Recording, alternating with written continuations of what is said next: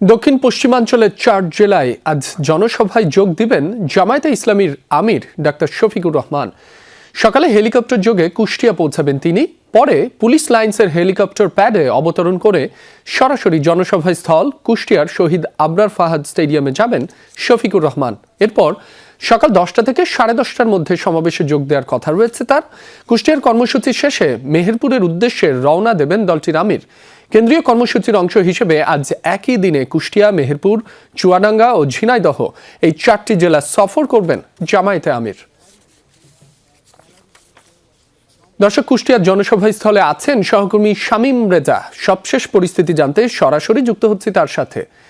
শামীম, ভোর থেকেই তো কর্মী সমর্থকদের ভিড়। এই জনসভা ছাড়াও জামায়াত আমিরের দিনের অন্যান্য কর্মসূচি সম্পর্কে বিস্তারিত জানাবেন।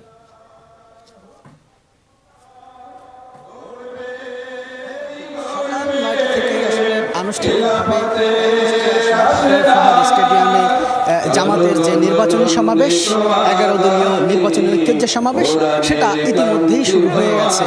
কোরআন তেলাওয়াতের মধ্য দিয়েই আসলে সমাবেশটা শুরু হয় এবং আমরা আসলে সকালেই চলে এসেছি। 7টার সময় এসেই আমরা দেখতে পাই আসলে গেটের বাইরে নেতাকর্মীদের লাইন পড়ে গেছে, যে তারা ভেতরে ঢোকার অপেক্ষায় ছিলেন এবং 8টা নাগাদ আসলে 8টার কিছুক্ষণ আগে গেট খুলে দেওয়ার সাথে সাথে ছোট ছোট মিছিল নিয়ে দৌড়ে হেঁটে যে যার মতো করে আসলে স্টেডিয়ামের মধ্যে প্রবেশ করেছেন এবং সেই সকালে তাদের যে নারী বিভাগ, সেই নারী বিভাগেরও যারা সমর্থক, তারাও আসলে সেই ভোরেই চলে এসেছেন এবং স্টেডিয়ামের গ্যালারি জুড়েই আসলে তাদেরকে দেখতে পাচ্ছেন। তারা স্টেডিয়ামের যে গ্যালারি আছে, সেই গ্যালারিতে তারা অবস্থান করবেন এবং মাঠের অভ্যন্তরে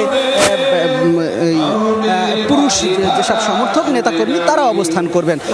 সব কিছু মিলিয়ে আসলে এখানে নেতাকর্মীদের মাঝে একটা আনন্দ উচ্ছ্বাস দেখাই যাচ্ছে, সেটা তারা প্রকাশও করছেন। মিছিল নিয়ে প্রবেশ করছেন স্টেডিয়ামের মধ্যে। এখানে যারা অবস্থান করছেন তারাও কিছুক্ষণ পর পর মিছিল দিয়ে আসলে তাদের যে উচ্ছ্বাস, ভোটের যে উৎসব, সেটা প্রকাশ করছেন তাদের ধ্বনির মাধ্যমে।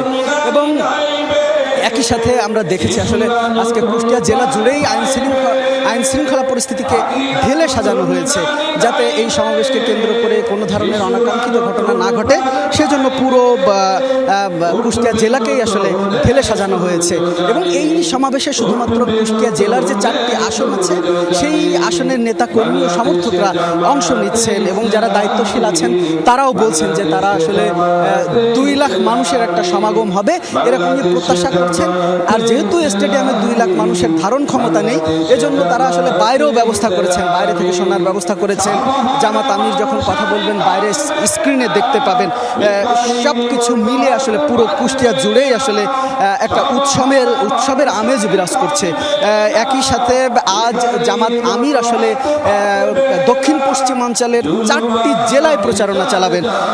প্রথমে কুষ্টিয়া, এবং কুষ্টিয়ায় তিনি ঢাকা থেকে হেলিকপ্টারে আসবেন। আবার কুষ্টিয়ার সমাবেশ শেষ করে তিনি হেলিকপ্টার যোগেই মেহেরপুরের সমাবেশে যোগ দিবেন এবং মেহেরপুর থেকে আবার হেলিকপ্টার যোগে চুয়াডাঙ্গায় আসবেন এবং চুয়াডাঙ্গা থেকে সড়ক পথে তিনি ঝিনাইদহের যে সমাবেশ আছে সেই সমাবেশে অংশ নেবেন। এমনটাই আসলে যে আমাদের প্রচার বিভাগ থেকে আমাদেরকে জানানো হয়েছে। তো রাব্বি, আসলে সব কিছু মিলিয়ে এখানকার যে পরিবেশ পরিস্থিতি দেখছেন, সব কিছু মিলিয়ে ভোটারদের মাঝে একটা উৎসব দেখতেই পাচ্ছেন। কারণ তারাও বলছে দীর্ঘ 16 বছর